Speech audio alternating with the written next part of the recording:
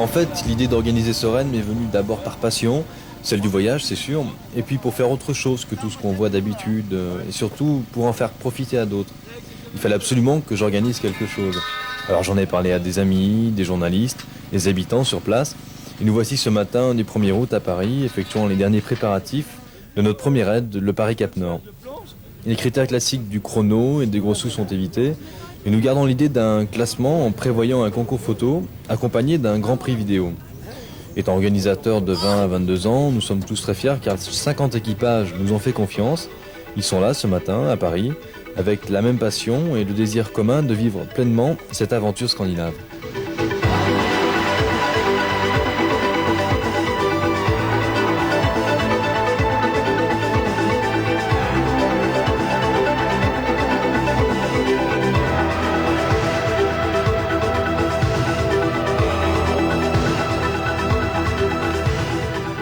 Très caillouteuse, hein. Mais on pouvait rouler assez vite quand même. Ouais, c'était beaucoup de lignes droites surtout. On pouvait se payer du 100 à l'heure tranquille.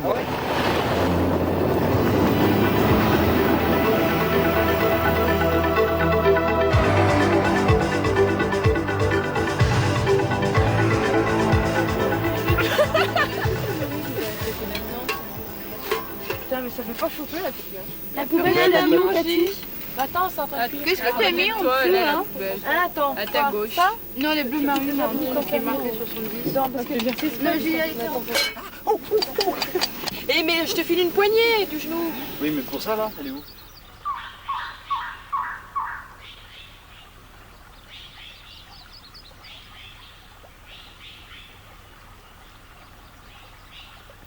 Je me suis fait agresser par une mouche. Toi? Après, on se fait agresser par un caméraman. Putain, voilà, c'est trop bien. À chaque fois, on dit caméraman. J'ai rien mis. Debout, la compagnie. Pour ce qui est du logement, tout est permis, cependant les équipages doivent passer quotidiennement des points de contrôle qui sont tenus par les organisateurs. L'absence à un de ces rendez-vous entraîne une pénalité, mais les équipages peuvent se rattraper grâce au concours photo qui constitue l'essentiel de l'épreuve.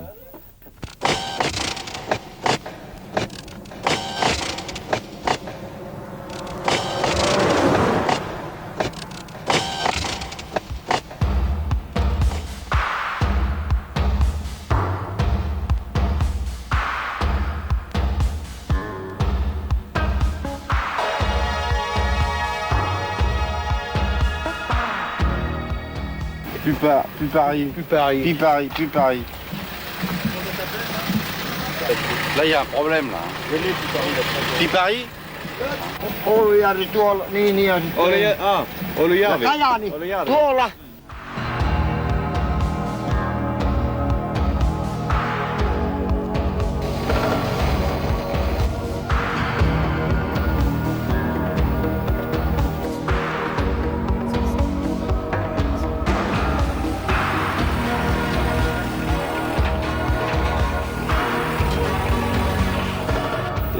Il y avait un coucher de soleil. Je suis monté dans les dunes, j'ai pris le soleil au-dessus.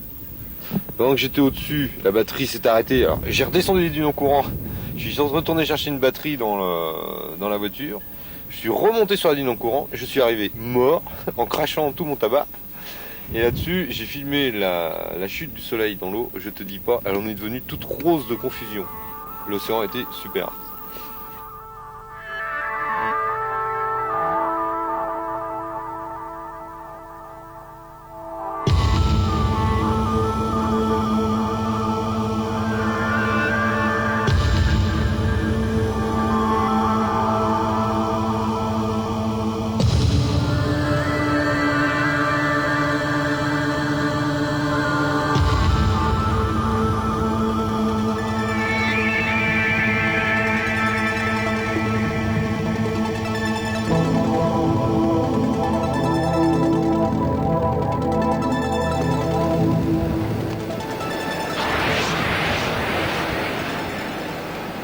Vraiment comme ça on avait coupé avec une spatule à gâteau dans un gâteau, comme ça on avait enlevé une tranche de gâteau et c'était net et précis, on voyait vraiment qu'il y avait un trou de 15 mètres de profondeur, le torrent de boue en dessous, avec des arbres qui passaient pratiquement dans le torrent, etc. etc. à la place de la route avec la petite rambarde de sécurité dans le vide là, enfin bon, et des gens de l'autre côté qui étaient bloqués.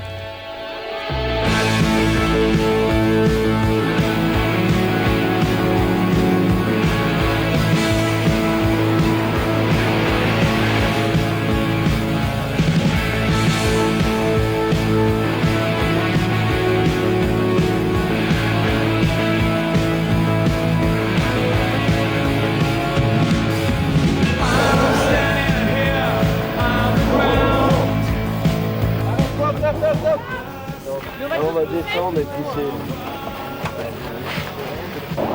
Vas-y. Eh bien oui, après la voiture, maintenant c'est la caméra. Et le zoom qui ne fonctionne pas.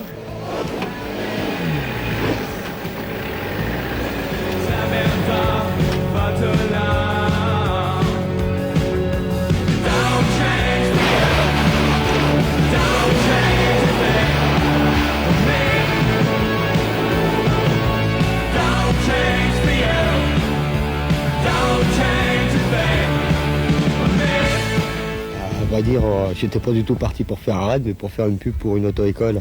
Puis bon, le mec s'est désisté et c'est bien que je suis parti tout seul et puis c'est tout. Moi j'ai toujours aimé les voyages, j'en ai fait énormément, l'Amérique du Sud, l'Asie. Je pensais qu'en Europe c'était pas possible et j'étais un peu sceptique au départ. Et ben, je vois que c'est quand même possible de trouver un peu d'aventure et surtout sortir des sentiers battus. Les gens vont surtout vers le soleil, hein. Je crois qu'aller vers des températures ou des conditions atmosphériques un peu plus sévères, ça n'attire pas tellement les gens. Il faut être un peu maso, je crois, pour faire ça.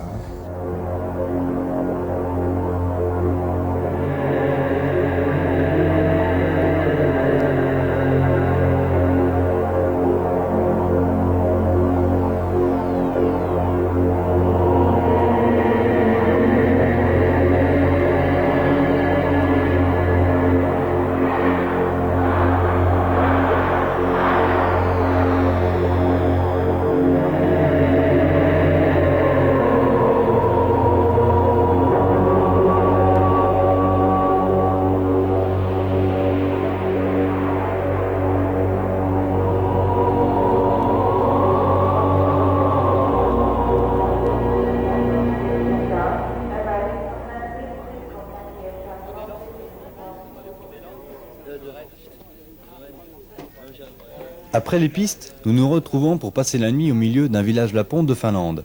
C'est une rencontre passionnante, car ici, cet éleveur de rennes n'est pas comme les lapons de Norvège qui s'intéressent malheureusement de plus en plus au commerce touristique. Tout le monde fait le point des photos, des reportages faits ou pas encore faits, alors qu'il reste encore 6000 km à parcourir. La fatigue commence à se faire sentir. No ei se minusta, se kyllä siihen aikaan oli kauhean soma olla. Eihän meillä ollut taloja ja me tulemme molemmat kovasta syntyä. Grand troupeau de rennes blancs, c'était le nom du grand-père, nous dit la famille Boudulac. Ces noms nous ont été imposés par le gouvernement finlandais lors des recensements obligatoires. Niin, ei ole viety tuonne alemmaksi, ne on vain synnyttäneet siellä lapsia. Vielä niin kuin nykyisin viedään tuonne Rovaniemelle ja niin poispäin. Tous deux laissent trahir un certain regret. Ce recensement était mal ressenti par les lapons de cet âge, car tout comme l'électricité et l'eau courante, cela crée une dépendance qui n'existait pas autrefois. Alors, en attendant, il leur reste leurs souvenirs.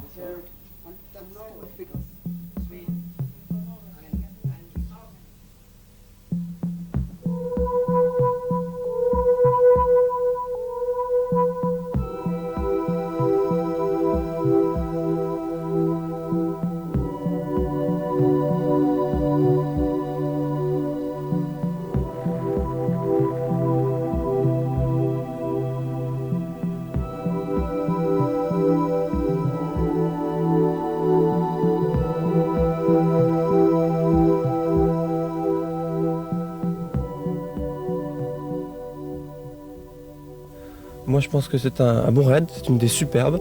Je dirais que c'est une très bonne mécanique qui a besoin de se faire régler un petit peu, de se faire mettre au point un petit peu, tu vois, que c'est quelque chose qui a besoin d'être bien ciblé, je pense. Enfin, tout m'a plu, le fait que ce soit également organisé par des jeunes qui avaient compris que le Paris-Dakar finalement qu'on dit une épreuve populaire ne pouvait pas être réservée à tout le monde, je trouve que c'était une idée nouvelle et très à exploiter, quoi, tout à fait. Voilà.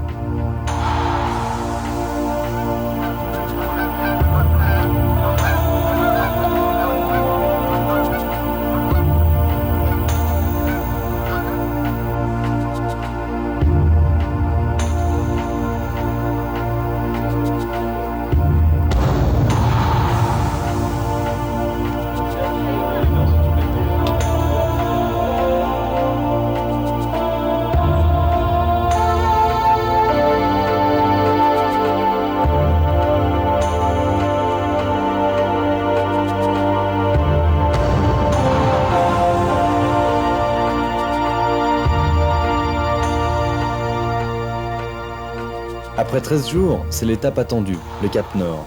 Mais pour nous, ce ne sera toujours qu'un point sur une carte, mêlé à nos 12 000 km d'images nordiques.